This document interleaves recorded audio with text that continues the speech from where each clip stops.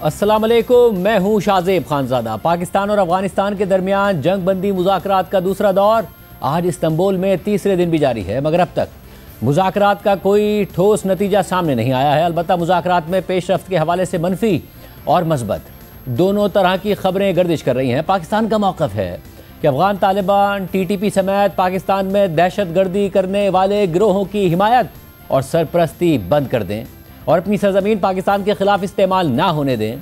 जबकि वज़ीर दिफा ख्वाजा आसिफ वाज़े कर चुके हैं कि अगर मुज़ाकरात से मामला तय नहीं पाते तो अफगानिस्तान के साथ हमारी खुली जंग है। आज दिन में जब इस्तांबुल में मुज़ाकरात दोबारा शुरू हुए तो नुमाइंदा जियो न्यूज़ ज़रमीन ज़हरा की यह खबर सामने आई कि मुज़ाकरात में पाकिस्तान अपने उसूली मौक़िफ़ पर कायम है। पाकिस्तान का मौक़िफ़ है कि अफगान तालिबान ख्वारिज की सरपरस्ती ख़त्म कर दें और अफगान सरजमीन को पाकिस्तान के खिलाफ दहशत गर्दी के लिए इस्तेमाल से रोका जाए। खबर के मुताबिक मनफी और बैरूनी असरात के बावजूद पाकिस्तान और दोस्त ममालिक संजीदगी से बातचीत आगे बढ़ाने की कोशिशें कर रहे हैं। इससे पहले कल रात सिक्योरिटी ज़राए से ज़रमीन ज़हरा की यह खबर भी सामने आई थी कि पाकिस्तान के मुतालबात मुकम्मल वाज़े, शवाहिद पर मबनी और मसले का हकीकी हल हैं। अफगान तालिबान की हठधर्मी और अदम ताउन दीगर फरीक़ैन पर भी वाज़े हो गई है। पाकिस्तान के दहशत गर्दी के मरकज़ी मुतालबात पर कोई समझौता मुमकिन नहीं है। सिक्योरिटी ज़राए के मुताबिक तुर्की ये कोशिश कर रहा है कि तालिबान वफ़द ज़मीनी हक़ाइक़ और शवाहिद को समझे। कोशिश जारी है कि तालिबान वफ़द संजीदगी से ताउन करे ताकि मुज़ाकरात नतीजा खेज़ हो सके। इसी तरह मुज़ाकरात के दूसरे दौर से मुताल्लिक़ जियो न्यूज़ के प्रोग्राम नया पाकिस्तान के मेज़बान शहजाद इकबाल ने गुज़िश्ता रोज़ अपने प्रोग्राम में हुकूमती ज़राए से खबर दी कि पाकिस्तानी वफ़द ने अफगान तालिबान के वफ़द को बताया है कि ठोस शवाहिद हैं कि TTP और बलोच दहशतगर्द ग्रुप्स के अड्डे, क़यादत और ख़ानदान अफगानिस्तान के अंदर हैं। ये सारे ग्रुप्स अफगान सरजमीन से ऑपरेट कर रहे हैं। खबर के मुताबिक पाकिस्तानी वफ़द ने 3 बुनियादी मुतालबात किए हैं कि दहशत गर्दों के खिलाफ लिया गया एक्शन विजिबल, वेरीफाइबल और इफ़ेक्टिव हो और उस एक्शन के नताइज भी सामने आए। खबर के मुताबिक पाकिस्तानी वफ़द ने अफगान तालिबान पर जोर दिया कि अफगान तालिबान के अमीर TTP की पाकिस्तान में कार्रवाइयों को हराम करार देने का वाज़ेह फतवा जारी करें। हुकूमती ज़राए का कहना है कि या तो अफगानिस्तान का वफ़द मुकम्मल इख्तियारात का हामिल नहीं है या फिर संजीदा ताउन से गुरेज कर रहा है और मुज़ाकरात को गैर ज़रूरी पेचीदगियों का शिकार कर रहा है। अगर अफगान तालिबान वफ़द का रवैया तब्दील नहीं होता तो ना सिर्फ मुज़ाकरात में पेचीदगी की जिम्मेदारी उन पर आयद होगी बल्कि ये भी वाज़ेह हो जाएगा कि अफगान तालिबान मसले का पुरअमन हल नहीं चाहते और किसी बड़े एजेंडे के साथ जुड़े हुए हैं। दूसरी तरफ अफगान मीडिया दावा कर रहा है कि पाक अफगान मुज़ाकरात में ज़्यादातर मामला तय पा चुके हैं और सिर्फ चंद मामलात पर बातचीत जारी है। आज मुज़ाकरात दोबारा शुरू होने से पहले अफगान नशरियाती इदारे तुलु न्यूज़ की खबर के मुताबिक ज़राए ने बताया कि पाकिस्तान और अफगानिस्तान के दरमियान जारी मुज़ाकरात में ज़्यादातर मामलात पर इत्तफाक हो गया है और बाकी चंद मामलात पर भी आज ही हतमी फैसला होने की तवक्को है। आज के मुज़ाकरात भी रात गए तक जारी रह सकते हैं।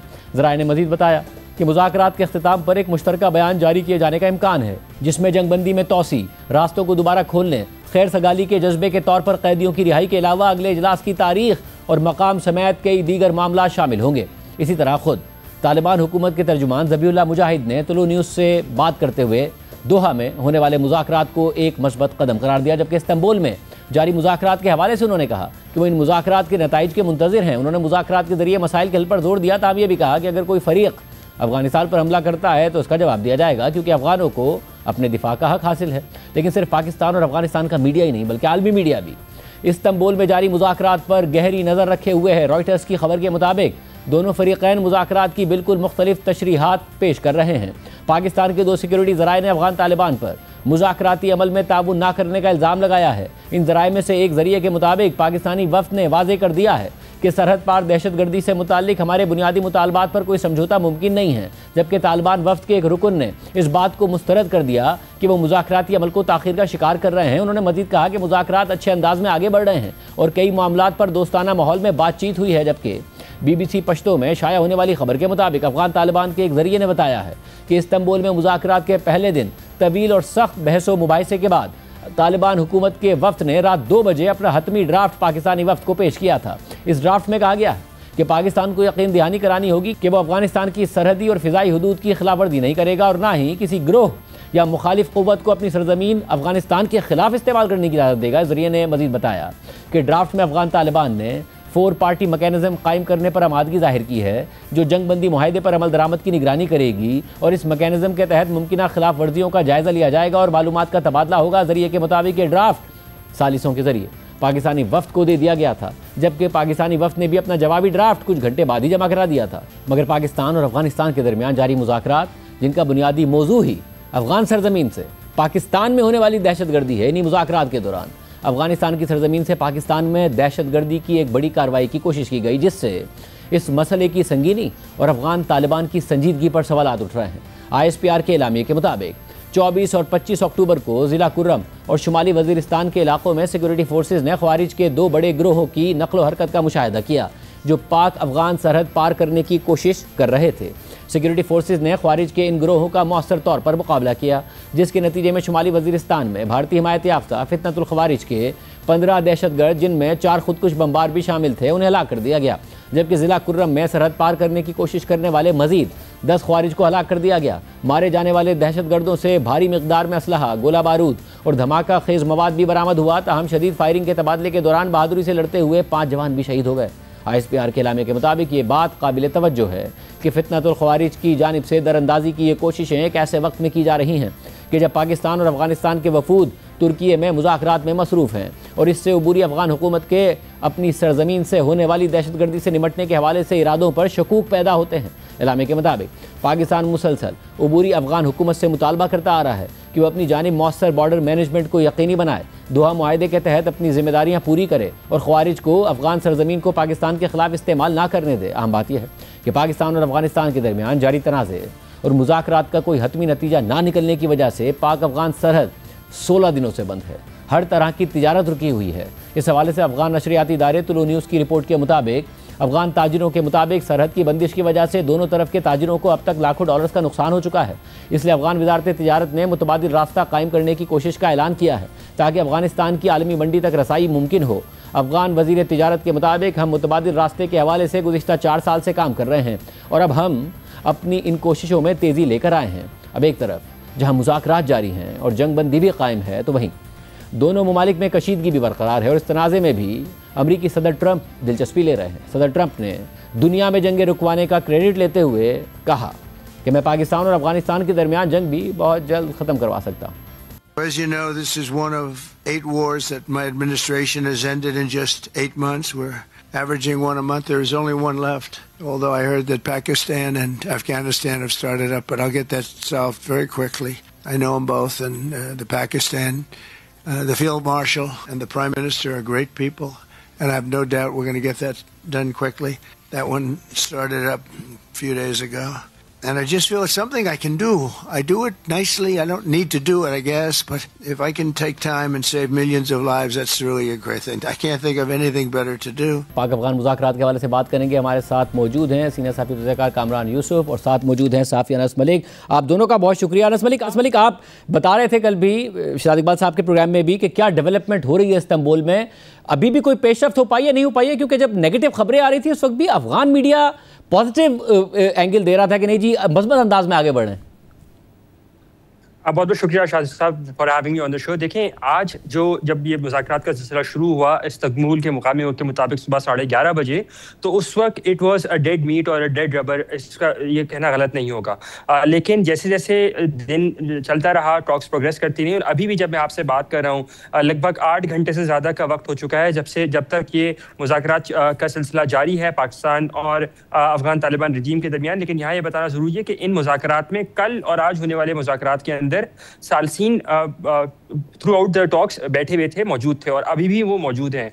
अब हमें ये बताया जा रहा है कि सालसीन की जानिब से कि शायद आज के दिन के आखिर तक, अब से 2 घंटे 3 घंटे के अंदर दिन के आखिर तक जब ये टॉक्स कंक्लूड करेंगे तो उनके नज़दीक वो उम्मीद करते हैं कि कोई अच्छी पॉजिटिव डेवलपमेंट के नोट के ऊपर ही वो इस टॉक्स को इख्तिताम पसीर करेंगे। शाहजब साहब जी, और कामरान आप बताइएगा कि क्या ऐसी वजह थी कि इतना लंबा चल गए ये मुज़ाकरात? हालांकि पहला दौर हो चुका था और दूसरा इस्तांबुल में हो रहा था, उसके बावजूद इतने सारे दौर हो रहे हैं अब इस्तांबुल में।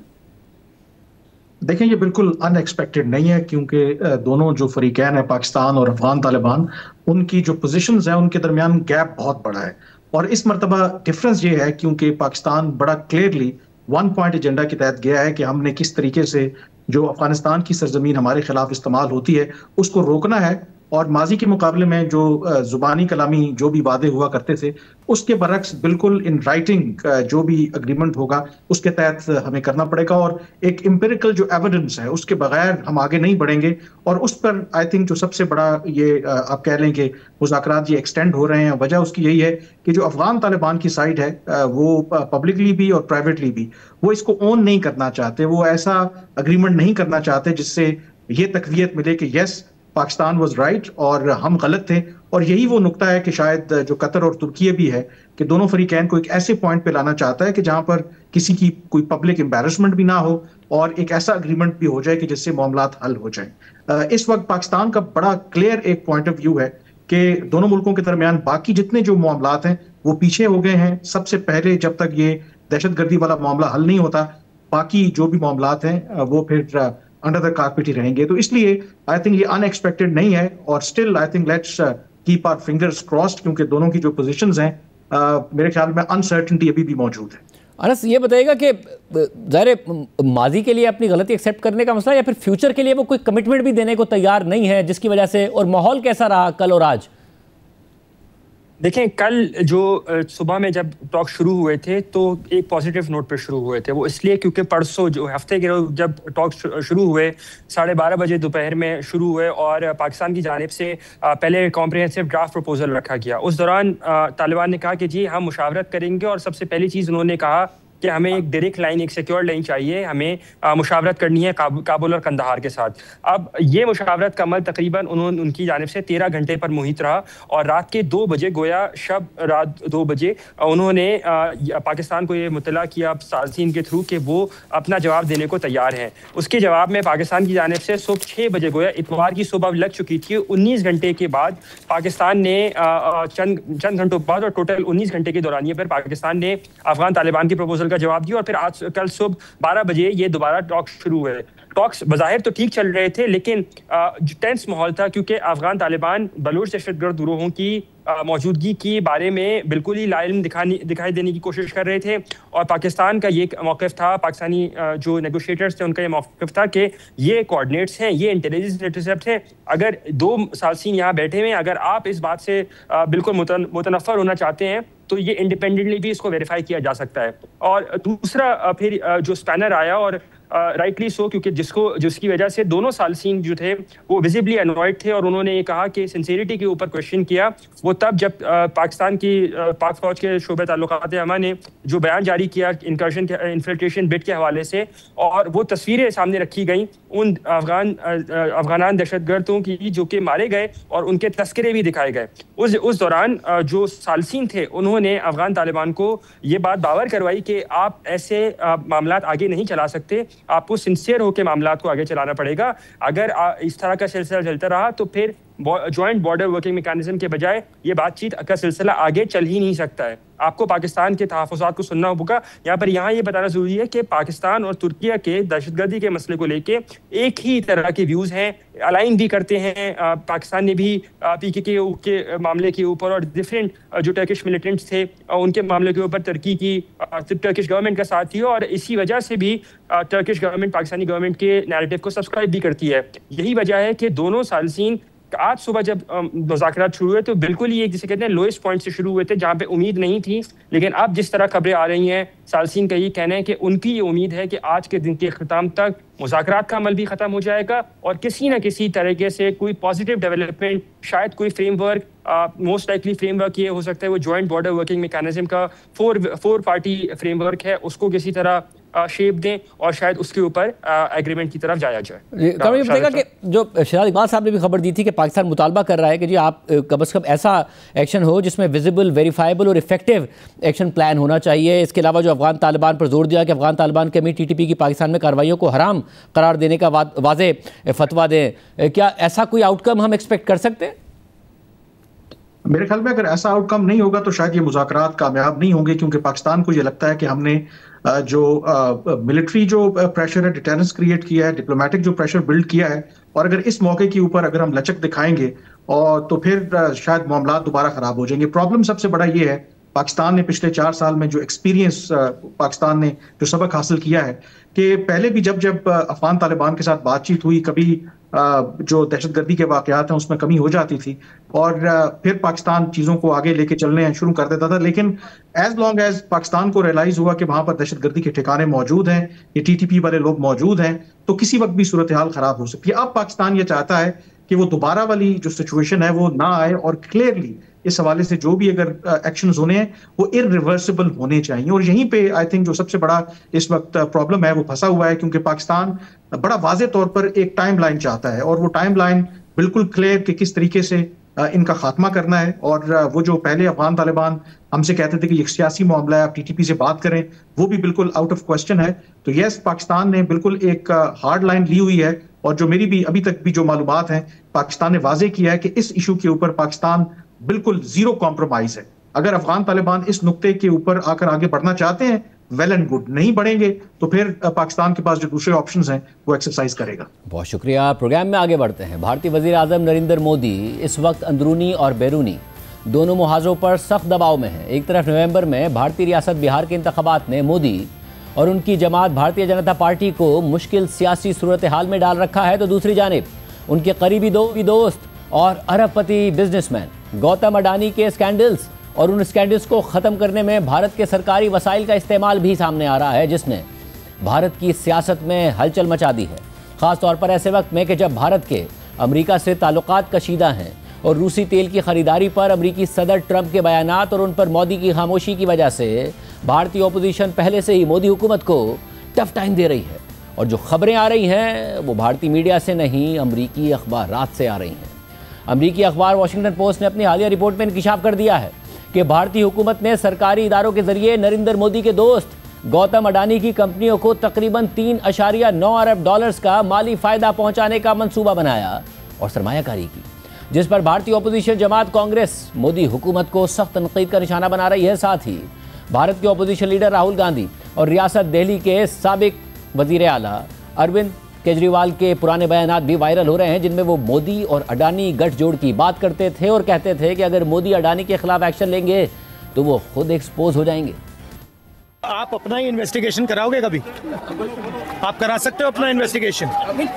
इसलिए नहीं होगा। मोदी जी अडानी जी का इन्वेस्टिगेशन नहीं करा सकते क्योंकि अगर वो कराएंगे तो वो अपना ही इन्वेस्टिगेशन कराएंगे। अडानी के अंदर सारा पैसा मोदी जी का लगा हुआ है। अडानी केवल फ्रंट है। अडानी तो केवल मोदी जी का पैसा मैनेज करता है, मैनेजर है। उसको 10%, 15%, 20% इतनी कमीशन मिलती है, बाकी सारा का सारा पैसा मोदी जी का लगा हुआ है। अगर कल को जांच हो गई, JPC बैठ गई, ED की जांच हो गई, CBI की जांच हो गई, तो अडानी नहीं डूबेगा, मोदी जी डूबेंगे। जिस दिन अडानी डूबा उस दिन मोदी जी डूबेंगे। वाज़ेह रहे कि गौतम अडानी से मुताल्लिक ये हालिया स्कैंडल अमेरिकी अखबार वॉशिंगटन पोस्ट की रिपोर्ट के जरिए सामने आया और वॉशिंगटन पोस्ट की रिपोर्ट के मुताबिक अंदरूनी दस्तावेज़ात से पता चलता है कि भारतीय हुक्काम ने एक ऐसे मंसूबे की निगरानी की जिसके तहत सरकारी लाइफ इंश्योरेंस एजेंसी यानी life insurance corporation of India से गौतम अडानी की कंपनियों में अरबों डॉलर्स की सरमायाकारी की जानी थी। इस साल बहार के मौसम में गौतम अडानी पर कर्ज तेजी से बढ़ रहा था और बिल्स की अदायगी का वक्त आ पहुंचा था। गौतम अडानी भारत के एक बड़े एम्पायर के मालिक हैं, जिसमें कोयले की कानें, एयरपोर्ट्स, सी पोर्ट्स और ग्रीन एनर्जी के मंसूबे शामिल हैं। भारत के दूसरे अमीर तरीन शख्स गौतम अडानी, जिनके असासों की मालियत तकरीबन 90 अरब डॉलर्स के करीब बताई जाती है, उन पर गुज़िश्ता साल अमरीकी हुक्काम ने रिश्वत और धोखाधड़ी के इल्ज़ामात आयद कर दिए थे और कई बड़े अमरीकी और यूरोपीय बैंक्स उनकी मदद करने से हिचकिचा रहे थे, जिनसे गौतम अडानी कर्ज लेना चाहते थे, लेकिन भारतीय हुकूमत उनकी मदद करने के लिए अपना मंसूबा तैयार कर रही थी। वॉशिंगटन पोस्ट को हासिल होने वाली इंटरनल दस्तावेज़ात से पता चलता है कि भारतीय हुक्काम ने मई में एक तजवीज़ तैयार की और इस तजवीज़ को आगे बढ़ाया, जिसके तहत गौतम अडानी की कंपनियों में तकरीबन 3.9 अरब डॉलर्स की सरमायाकारी की जानी थी और यह सरमायाकारी life insurance corporation of India से आनी थी, जो कि एक सरकारी इदारा है और बुनियादी तौर पर गरीब और देही ख़ानदानों को लाइफ इंश्योरेंस फराहम करने की जिम्मेदारी रखता है। यह मंसूबा उसी महीने पूरा हुआ जब अडानी की पोर्ट्स की कंपनी को अपने पुराने कर्ज की अदायगी के लिए तकरीबन 585 मिलियन डॉलर्स जमा करने की ज़रूरत थी। 30 मई को अडानी ग्रुप ने ऐलान किया कि उनकी तरफ से जारी किया गया पूरा बॉन्ड एक ही सरमायाकार यानी life insurance corporation of India ने खरीद लिया है। नाकदीन ने फौरन इस डील को अवामी फंड्स के गलत इस्तेमाल के तौर पर तनकीद का निशाना बनाया। दस्तावेज़ात और इंटरव्यूज से जाहिर होता है कि ये एक बड़े मंसूबे का सिर्फ एक हिस्सा था, जिसके तहत भारतीय अथॉरिटीज़ ने टैक्स दहंदगान के पैसे को मुल्क के मशहूर और सियासी तौर पर बासर अरबपति शख्स की कंपनियों की तरफ मोड़ने का इंतजाम किया। इस मामले से ये चीज़ भी वाज़ेह हो जाती है कि अपने पुराने इत्तेहादी और भारतीय वज़ीर आज़म नरेंद्र मोदी की हुकूमत में गौतम अडानी का असर वसूख कितना गहरा है, और इससे ये भी वाज़ेह हो जाता है कि भारतीय हुक्काम गौतम अडानी के बिजनेस एम्पायर को मुल्क की मईशत की तरक्की के लिए किस कदर मरकज़ी हैसियत देते हैं। भारतीय कॉरपोरेट फाइनेंस के इंडिपेंडेंट एक्सपर्ट हेमेंद्र हजारी के मुताबिक मोदी हुकूमत अडानी की हिमायत करती है और उन्हें किसी भी नुकसान या परेशानी का सामना नहीं करने देगी। रिपोर्ट में मजीद लिखा है कि ये investigation life insurance corporation of India यानी LIC और भारतीय वजारत ख़जाना के ज़ेली इदारे डिपार्टमेंट ऑफ फाइनेंशियल सर्विसेज की दस्तावेज़ात, इन इदारों के मौजूदा और साबिक़ा अफसरान के इंटरव्यूज़ और अडानी ग्रुप के मालियाती मामलात से वाकिफ़ 3 भारतीय बैंकर्स की गुफ्तगू पर मबनी है। इन सब ने प्रोफेशनल रेट्रीब्यूशन के खौफ से अपनी शनाख्त ज़ाहिर न करने की शर्त पर बात की। वॉशिंगटन पोस्ट के सवालात के जवाब में अडानी ग्रुप ने कहा कि हम किसी मुबैना सरकारी मंसूबे में LIC के फंड्स को मखसूस सिमत में मुंतकिल करने में मुलविस होने की सख्ती से तरदीद करते हैं। LIC मुख्तलिफ कॉर्पोरेट ग्रुप्स में सरमायाकारी करता है और ये कहना कि उन्होंने अडानी ग्रुप को ख़ास तरजीह दी गुमराह कुन है। मजीद ये कि LIC ने हमारी कंपनियों में सरमायाकारी से मुनाफा भी हासिल किया है। अडानी ग्रुप ने मजीद कहा कि सियासी हिमायत या नाजायज़ फ़ायदे के तमाम इल्ज़ामात बेबुनियाद हैं और हमारी तरक्की मोदी के वज़ीर आज़म बनने से पहले ही शुरू हो चुकी थी। इस खबर के शाया होने के बाद ऑनलाइन जारी किए गए एक बयान में life insurance corporation of India ने अडानी ग्रुप में इतनी बड़ी सरमायाकारी के हवाले से मौक़िफ़ दिया कि उनकी सरमायाकारी पर बैरूनी दबाव या असर वसूख के इल्ज़ामात गलत, बेबुनियाद और हकीकत से दूर हैं। और वाशिंगटन पोस्ट के आर्टिकल में जिस मंसूबे या दस्तावेज़ का जिक्र किया गया है, ऐसी कोई चीज़ LIC ने कभी तैयारी नहीं की। LIC के बयान में मज़ीद कहा गया है कि सरमायाकारी के फ़ैसले LIC के बोर्ड की मंजूर शुदा पॉलिसियों के मुताबिक तफसीली जाँच पड़ताल के बाद किए जाते हैं। फाइनेंशियल सर्विसेज का महकमा या कोई दूसरा इदारा ऐसे फैसलों में कोई किरदार अदा नहीं करता। ताहम वाशिंगटन पोस्ट की रिपोर्ट में मज़ीद लिखा है कि दस्तावेज़ात के मुताबिक सरमायाकारी का यह मंसूबा डिपार्टमेंट ऑफ फाइनेंशियल सर्विसेज के हुक्काम ने LIC और भारत के government funded think tank NITI Aayog के साथ मिलकर तैयार किया था और 2 बाखबर हुक्काम के मुताबिक भारतीय वजारत ख़जाना ने इसकी मंजूरी दी थी। और ऐसे वक्त में कि जब कंपनी के मालियाती रिकॉर्ड के मुताबिक जून तक गुज़िश्ता 12 महीनों में अडानी ग्रुप का मजमूई कर्जा 20% बढ़ चुका था, लेकिन डिपार्टमेंट ऑफ फाइनेंशियल सर्विसेज की दस्तावेज़ात के मुताबिक इस मंसूबे के स्ट्रेटेजिक मकासद में अडानी ग्रुप पर एतमाद का इजहार करना और दीगर सरमायाकारों की शमूलियत की हौसला अफजाई करना भी शामिल था। इससे कुछ माह पहले अमरीकी महकमा इंसाफ ने गौतम अडानी पर इल्ज़ाम लगाया था कि उन्होंने मुबैना तौर पर अमरीकी सरमायाकारों से झूठी और गुमराह कुन मालूमात की बुनियाद पर फ़ंड हासिल करने के लिए अरबों डॉलर्स की फ्रॉड स्कीम चलाई थी। उसी दिन एक अलग सिविल मुकदमे में अमरीकी सिक्योरिटीज़ एंड एक्सचेंज कमीशन ने भी गौतम अडानी पर सिक्योरिटीज़ कवानीन की खिलाफ वर्जी का इल्ज़ाम लगा दिया था। वॉशिंगटन पोस्ट की रिपोर्ट में मज़ीद लिखा है कि भारत के डिपार्टमेंट ऑफ फाइनेंशियल सर्विसेज के दस्तावेज़ात में गौतम अडानी को एक विजनरी एंटरप्रेन्योर करार दिया गया, जिनकी कंपनी ने बड़ी मुश्किलात का डटकर सामना किया और ये मुश्किलात सिर्फ अमेरिका तक महदूद नहीं थी। 2023 में हिंडनबर्ग नामी इन्वेस्टमेंट रिसर्च कंपनी ने अडानी ग्रुप पर स्टॉक्स में हेराफेरी और माली बेज़ाब्तियों के इल्ज़ामात लगाए थे, जिसके बाद भारत के stock market regulator securities and exchange board of India यानी SEBI ने तहकीकात का आगाज़ कर दिया था। जबकि एक बाखबर जरिए और रॉयटर्स की गुज़िश्ता माह की एक रिपोर्ट के मुताबिक इस साल सितंबर में SEBI ने इनमें से 2 इल्ज़ामात को मुस्तरद कर दिया, लेकिन दीगर इल्ज़ामात पर तहकीकात अब भी जारी हैं। दस्तावेज़ात के मुताबिक LIC यानी life insurance corporation of India को भारतीय वजारत ख़जाना के हुक्काम ने मशवरा दिया कि वो अडानी ग्रुप के जारी करदा कॉरपोरेट बॉन्ड्स में तकरीबन 3.4 अरब डॉलर्स की सरमायाकारी करे और मज़ीद तकरीबन 507 मिलियन डॉलर्स इस्तेमाल करके अडानी ग्रुप की मुख्तलिफ कंपनियों में अपने स्टेक्स में नुमायाँ इजाफा करे। वाज़ेह रहे कि LIC ने स्कैंडल से पहले अडानी ग्रुप की कई कंपनियों में स्टेक्स खरीद रखे थे। भारतीय वजारत ख़जाना के हुक्काम ने इस सरमायाकारी से मुताल्लिक लिखा कि 10 साला सरकारी बॉन्ड्स के मुकाबले में अडानी ग्रुप के बॉन्ड्स में मुनाफे का इम्कान ज़्यादा है। Australian think tank climate energy finance के डायरेक्टर और अडानी ग्रुप के कॉर्पोरेट फाइनेंसिंग के माहिर टिम बकली के मुताबिक भारतीय हुकूमत की जानिब से अडानी की हिमायत इस बात को जाहिर करती है कि उन्हें अलग उसूलों के तहत काम करने की इजाज़त दे दी गई है। उन्होंने मज़ीद कहा कि मैं समझता हूँ कि भारतीय हुकूमत की तरजीहात इससे कहीं ज़्यादा अहम होनी चाहिए, लेकिन लगता है कि क्रोनी कैपिटलिज्म अब भी पूरी तरह जिंदा है और फ़रोग़ पा रहा है। अडानी ग्रुप से मुतालिक हालिया स्कैंडल पर कांग्रेस तो मोदी हुकूमत को तनकीद का निशाना बना रही है, मगर भारत का मेन स्ट्रीम मीडिया इस मामले पर मुकम्मल तौर पर खामोश है। तमाम सोशल मीडिया प्लेटफॉर्म्स पर आज़ाद सहाफ़ी और पॉलिटिकल कमेंटेटर्स ना सिर्फ इस स्कैंडल पर मोदी हुकूमत पर सख्त तनकीद कर रहे हैं। साथ ही वो इस हवाले से खामोशी और सेंसरशिप के खिलाफ भी आवाज़ उठा रहे हैं। इस हवाले से भारतीय सहाफ़ी नवीन कुमार ने कहा कि मोदी हुकूमत आम लोगों का पैसा अडानी पर लगा रही। इसी तरह सहाफ़ी सोहित कुमार ने इस मामले पर तबसरा करते हुए कहा कि जब BBC ने मोदी से मुतालिक डॉक्यूमेंट्री बनाई तो उन पर पाबंदी लगा दी गई थी। अब वॉशिंगटन पोस्ट पर भी एंटी नेशनलिज्म का इल्ज़ाम लग सकता है। इसके अलावा भारत के सियासी मुबस्सिर और मुसन्निफ अशोक कुमार ने इस मामले पर बात करते हुए कहा कि मोदी हुकूमत के दबाव में अडानी ग्रुप में सरमायाकारी की गई, जिसका मकसद अवाम का फ़ायदा नहीं था। इस बार जो खास खबर है वाशिंगटन पोस्ट की और जिस पर जोर देके पढ़ा जाना चाहिए कि सरकार के दबाव में निवेश किया गया है, इन्वेस्टमेंट जो किया गया है वो गवर्नमेंट प्रेशर में किया गया है, वो प्रॉफिट के लिए नहीं किया गया है। अब प्रॉफिट मिलेगा नहीं मिलेगा, कल को अडानी के कंपनियों का शेयर का क्या हाल होगा हम नहीं जानते, लेकिन जो उद्देश्य था वो प्रॉफिट नहीं था, ये बहुत साफ उसमें लिखा है। उद्देश्य ये था कि दबाव बनाया गया सरकार द्वारा, तो आपको पालन करना है। अब सरकार द्वारा दबाव क्यों बनाया गया, वहां असली न्यूज है। अमेरिका में चल रहा है केस, फ्रॉड का लगा है आरोप है कि आपने घूस दिया है। होना तो ये चाहिए था कि उसकी जांच भारत सरकार कराती, क्योंकि भारत में भी घूस देने वाले और लेने वाले दोनों अपराधी हैं। तो चलो, देने वाले के खिलाफ अमेरिका में केस चल रहा है, तो उसके खिलाफ तो अमेरिका में यहां पे चलना ही चाहिए था, हिंदुस्तान में।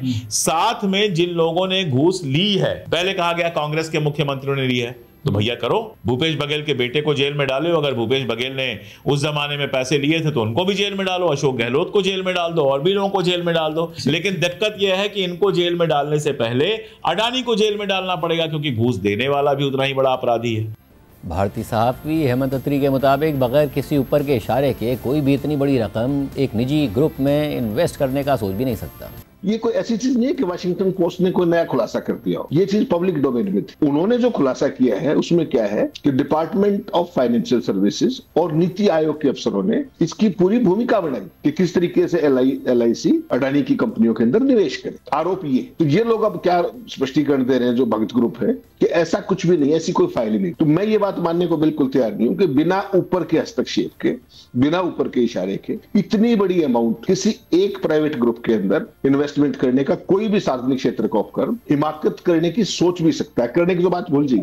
सहाफ़ी अंबुज कुमार ने मोदी हुकूमत में होने वाली सेंसरशिप पर बात करते हुए कहा कि हुजूर ने सेठ को बचाने के लिए हमारा पैसा डाल दिया, लेकिन हम अगर वीडियो बनाते हैं तो हुकूमत वीडियो डिलीट करा देती है। इस सारी सूरत हाल में एक सवाल उठता है कि गौतम अडानी कौन है और अमेरिका में उनके कौन से केसेस हैं और वो मोदी के कितने करीब हैं, और मोदी के वज़ीर आला गुजरात और फिर वज़ीर आज़म बनने के बाद गौतम अडानी के कारोबार में कैसे बेपनाह इजाफा हुआ और मोदी को कैसे सियासी तौर पर सपोर्ट करते आए हैं और बदले में मोदी भी उन्हें सपोर्ट करते हैं। और इसी वजह से भारतीय अपोजिशन मोदी पर इल्ज़ाम लगा रही है कि उनके हाथ बंधे हुए हैं और वो ट्रंप को जवाब नहीं दे सकते हैं। BBC के मुताबिक 63 साला भारतीय अरबपति और वज़ीर आज़म नरेंद्र मोदी के करीबी साथी गौतम अडानी, जिनका अरबों डॉलर्स का वसी एम्पायर पोर्ट से लेकर रिन्यूएबल एनर्जी तक फैला हुआ है, मगर उन्हें अमेरिका में फ्रॉड के इल्ज़ामात का सामना है जो उनके मुल्की और बैनुल-अक़वामी मंसूबों को खतरे में डाल सकता है। अमेरिका के वफाकी प्रोसिक्यूटर्स ने गौतम अडानी पर इल्ज़ाम आयद किया था कि उन्होंने $250 मिलियन की रिश्वत स्कीम के जरिए अमेरिका में सरमाया जमा किया। अमेरिकी प्रोसिक्यूटर्स का कहना है कि गौतम अडानी और उनके आला अहदेदारों ने भारतीय हुक्काम को रिश्वत दी ताकि ऐसे मुआहदे हासिल किए जा सकें जिनसे उन्हें 20 साल में $2 अरब का मुनाफा हुआ। अडानी ग्रुप ने इन इल्ज़ामात को बेबुनियाद करार देकर मुस्तरद कर दिया था। इन इल्ज़ामात की वजह से गुज़िश्ता साल नवंबर में अडानी ग्रुप की कंपनियों को अपनी मार्केट वैल्यू में $34 अरब का नुकसान उठाना पड़ा था, जिससे उनकी कंपनियों की मजमूई मालियत कम होकर $147 अरब रह गई थी। जबकि इन इल्ज़ामात की मरकज़ी किरदार अडानी ग्रुप की कंपनी अडानी ग्रीन एनर्जी ने उस वक्त ये भी ऐलान कर दिया था कि वो $600 मिलियन के बॉन्ड्स जारी करने का मनसूबा अब आगे नहीं बढ़ाएगी। रिपोर्ट में मज़ीद लिखा है कि भारतीय मईशत गौतम अडानी से इंतहाई गहराई के साथ जुड़ी हुई है, जो मुल्क के सबसे बड़े इंफ्रास्ट्रक्चर टाइकून समझे जाते हैं। गौतम अडानी भारत में 30% मार्केट शेयर के साथ 13 पोर्ट्स चलाते हैं। इसी तरह 23% पैसेंजर ट्रैफिक के साथ 7 एयरपोर्ट्स और 20% मार्केट शेयर के साथ भारत का दूसरा सबसे बड़ा सीमेंट का कारोबार भी गौतम अडानी के पास है।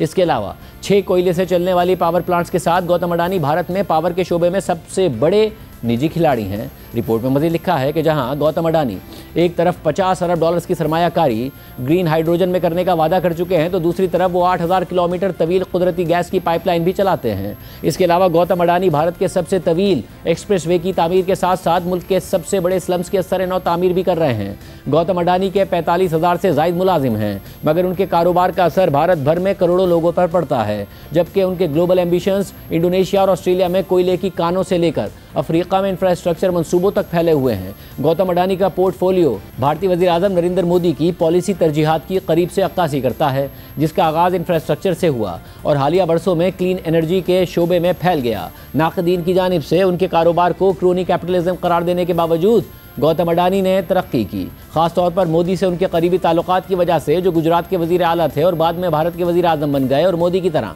गौतम अडानी का ताल्लुक भी गुजरात से ही है। वाज़ेह रहे कि क्रोनी कैपिटलिज्म ऐसी सरमायाकारी को कहते हैं जो सियासी ताल्लुकात पर मबनी हो। अमेरिका में लगे इल्ज़ामात गौतम अडानी के आलमी वुसअत के मंसूबों के लिए भी रुकावट बन सकते हैं। वो पहले ही केनिया और बांग्लादेश में इंटरनेशनल एयरपोर्ट के हुसूल और एक मुतनाज़ तवानाई मुआहदे पर चैलेंज का सामना कर चुके हैं। सिंगापुर मैनेजमेंट यूनिवर्सिटी के प्रोफेसर निर्मलिया कुमार ने BBC को बताया कि रिश्वत के ये इल्ज़ामात गौतम अडानी के अमेरिका से जुड़े बैनुल-अक़वामी तौसीई मंसूबों को रोक देंगे। आगे क्या होगा, इस हवाले से निर्मलिया कुमार का कहना है कि सियासी तौर पर अपोजिशन रहनुमा राहुल गांधी ने तवक्को के मुताबिक गौतम अडानी की गिरफ्तारी का मुतालबा किया था और पार्लियामेंट में हंगामा खड़ा करने का ऐलान किया था। उनके मुताबिक भारत में सरकारी एहलकारों को रिश्वत देना कोई नई बात नहीं है, लेकिन जितनी रकम का जिक्र हुआ है वो हैरानकुन है। निर्मलिया कुमार का मानना है कि मेरा शक है कि अमेरिका के पास उन भारतीय एहलकारों के नाम मौजूद हैं जिन्हें रिश्वत की ये रकूम दी जानी थी।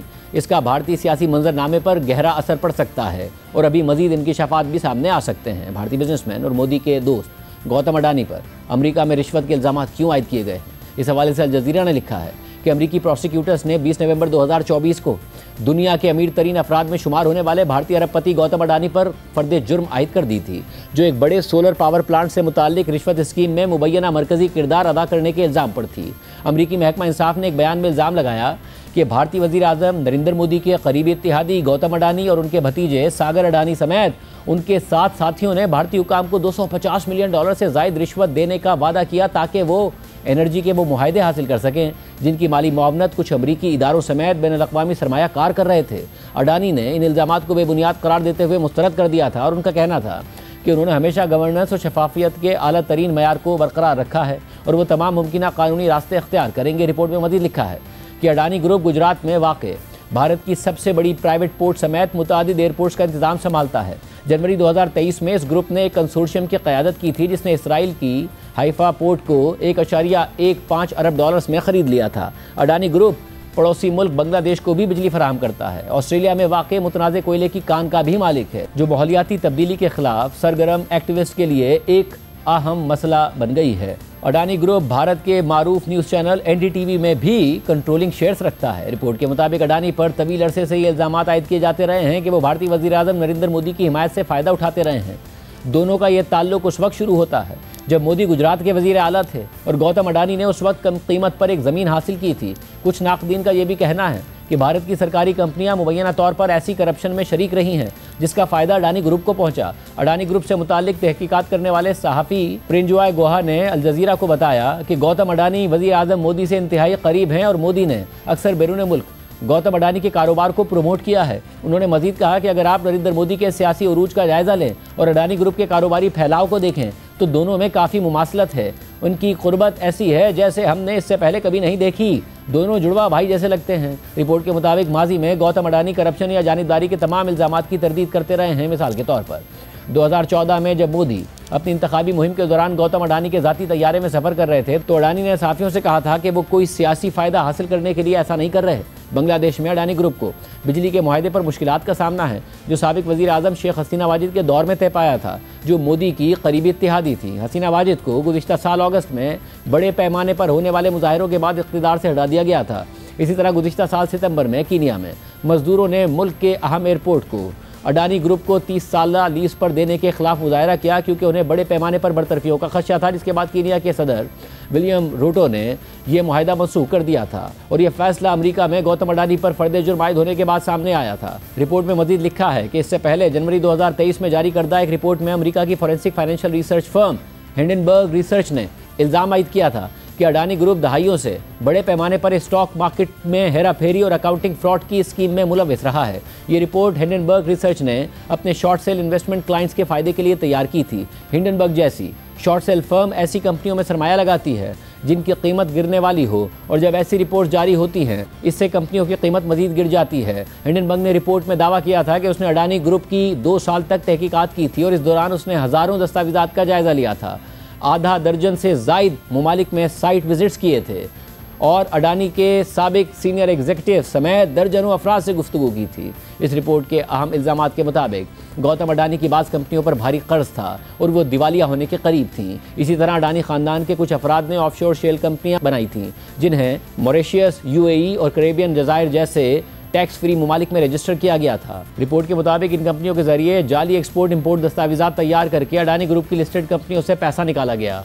अडानी ग्रुप ने टैक्स हेवन कंपनियों को इस्तेमाल करके मसनूई आमदनी और स्टॉक की कीमतों में इजाफा किया ताकि अपनी लिस्टेड कंपनियों को ज़्यादा क्रेडिट वैल्यू के काबिल जाहिर किया जा सके। इसी तरह ये इल्ज़ाम भी था कि अडानी ग्रुप के फाइनेंशियल कंट्रोल्स ना होने के बराबर थे और उसने 8 साल में 5 बार चीफ फाइनेंशियल ऑफिसर्स तब्दील किए, जो अकाउंटिंग में तशवीश की एक अलामत है। जबकि अडानी ग्रुप की बाज़ कंपनियों के ऑडिटर शाद हडारिया की ना तो कोई वेबसाइट थी और ना ही वो पेचीदा ऑडिट करने की सलाहियत रखते थे। अल जज़ीरा ने अपनी रिपोर्ट में मज़ीद लिखा है कि हिंडनबर्ग रिपोर्ट के ऑनलाइन रिलीज के बाद अडानी ग्रुप के शेयर्स की मालियत में तकरीबन 112 अरब डॉलर्स की कमी आई थी और अरबपति गौतम अडानी फोर्ब्स की फहरिस्त में दुनिया के तीसरे अमीर तरीन शख्स से 25वें नंबर पर आ गए थे। जबकि अडानी ग्रुप ने अपने एक 413 सफ़ात पर मुश्तमिल जवाब में हिंडनबर्ग के इल्ज़ामात को बदनीयती पर मबनी प्रोपेगेंडा करार देकर मुस्तरद कर दिया था, मगर भारत की अपोजिशन जमातों ने मुतालबा किया था कि उन सरकारी इदारों की तहकीकात की जाएँ जो अडानी ग्रुप से कारोबारी ताल्लुकात रखते हैं। फिर भारत के सिक्योरिटीज़ एंड एक्सचेंज बोर्ड ने तहकीकात का आगाज़ कर दिया और मार्च 2023 में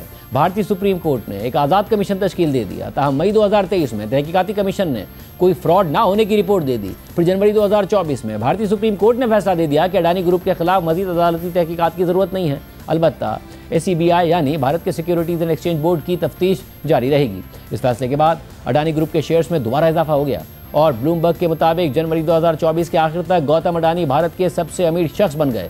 मगर अगस्त 2024 में हिंडनबर्ग ने एक नई रिपोर्ट जारी कर दी जिसमें SEBI की चेयरपर्सन माधवी पुच पर मफादात के टकराव का इल्ज़ाम लगाया गया और दावा किया गया कि वो और उनके शौहर उन ऑफशोर फंड से वाबस्ता थे जिन्हें अडानी ग्रुप इस्तेमाल करता था। माधवी पुच ने इन इल्ज़ामात को मुकम्मल तौर पर मुस्तरद कर दिया था। रिपोर्ट में मज़ीद लिखा गया कि अमेरिका तमाम मुल्ज़िमान को मुकदमे के लिए एक्स्ट्राडाइट करवाने की कोशिश कर सकता है, लेकिन यह वाज़ेह नहीं कि भारतीय हुकूमत इसकी इजाज़त देगी या नहीं।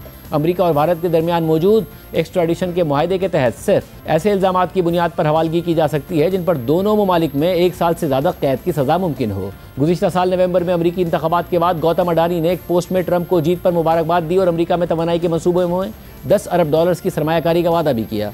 दूसरी जानिब भारत में अपोजिशन जमात कांग्रेस के रहनुमा राहुल गांधी ने गौतम अडानी की फौरी गिरफ्तारी का मुतालबा करते हुए SEBI चेयरपर्सन माधवी पुच को भी तनकीद का निशाना बनाया था। राहुल गांधी ने दिल्ली में एक प्रेस कॉन्फ्रेंस के दौरान कहा था कि हम मुतालबा करते हैं कि गौतम अडानी को फौरन गिरफ्तार किया जाए, लेकिन हम जानते हैं कि ऐसा नहीं होगा क्योंकि मोदी उन्हें बचा रहे हैं। जबकि इस साल ये खबर भी सामने आई कि अडानी ग्रुप अमेरिका में रिश्वत से मुताल्लिक केस को ख़त्म कराने की कोशिशें कर रहा है और इस सिलसिले में उनकी अमेरिकी हुकाम से मुलाकातें भी हुई। भारतीय अखबार द इकोनॉमिक टाइम्स ने 5 मई को लिखा कि ब्लूमबर्ग न्यूज़ की एक रिपोर्ट के मुताबिक गौतम अडानी और उनकी कंपनियों के नुमाइंदों ने ट्रंप इंतजामिया के हुकाम से मुलाकात की है ताकि उन पर रिश्वत सतानी के मुकदमे में आयद इल्ज़ामात को ख़त्म कराने की कोशिश की जा सके। रिपोर्ट के मुताबिक ये बातचीत रवां साल के अवाइल में शुरू हुई थी, मगर हालिया हफ्तों में इसमें तेज़ी आई है और अगर यही रफ्तार बरकरार रही तो आइंदा 1 माह के अंदर कोई हल सामने आ सकता है। ब्लूमबर्ग के ज़राए के मुताबिक गौतम अडानी के नुमाइंदे ये मौक़िफ़ पेश कर रहे हैं कि उनके खिलाफ मुकदमा सदर ट्रंप की तरजीहात और अमेरिका में सरमायाकारी के एजेंडे से मुताबिकत नहीं रखता और इस पर दोबारा गौर किया जाना चाहिए। और भारत में अपोजिशन मोदी पर तनकीद कर रही है कि नरेंद्र मोदी गौतम अडानी पर अमेरिका में मुकदमे की वजह से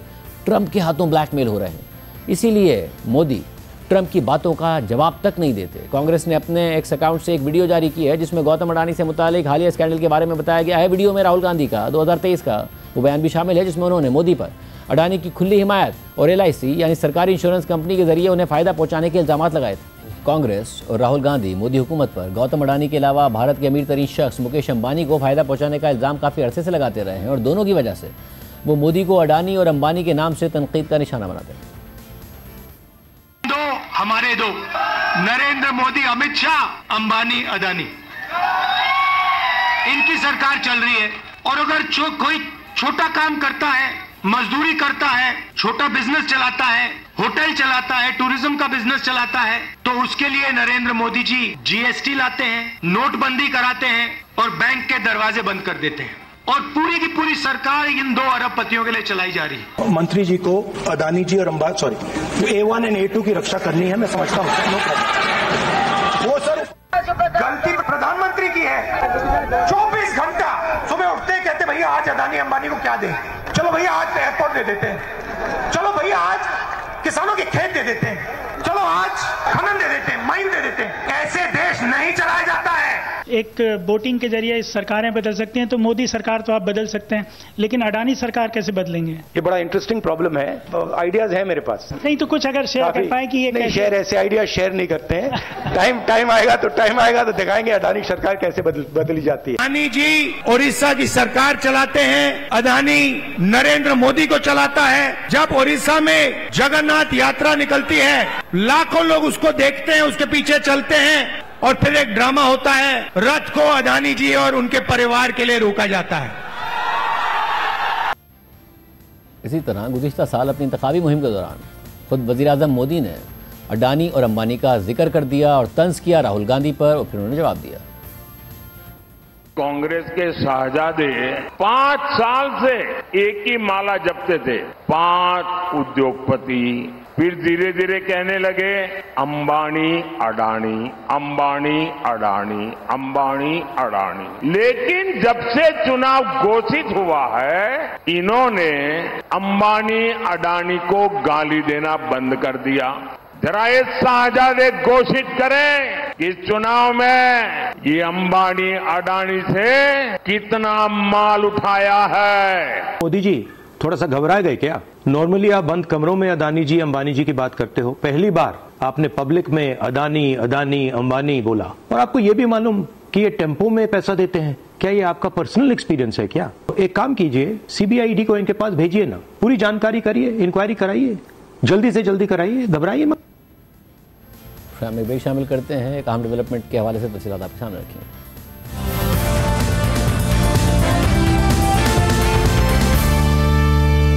स्टेट बैंक की मॉनेटरी पॉलिसी कमेटी ने आज शरह सूद को 11% पर बरकरार रखा है।